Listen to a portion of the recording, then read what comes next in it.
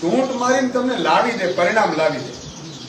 આજે માની લો કે મારા 5 ધારાસભ્યો ચૂંટાયા, એમાં 4 ધારાસભ્યો કોઈ એવું નથી કહેતા કે મારું કામ નથી થતું.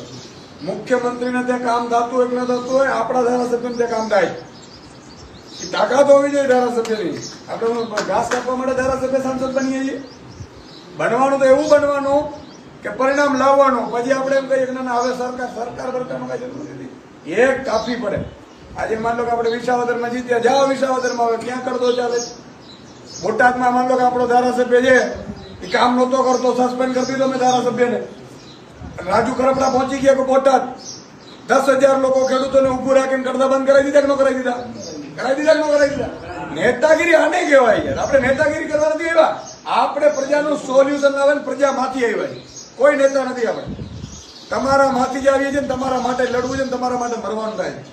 એટલે આજે આપણે વિઝિટ કરી લઈએ, પછી હું જોઉં છું મુખ્યમંત્રી કરે છે કે નથી કરતા. એ તો મુખ્યમંત્રી નહીં આવવાય નથી એ પાછા. બરોબર છે, આવો તો આપણે ત્યાં જઈએ.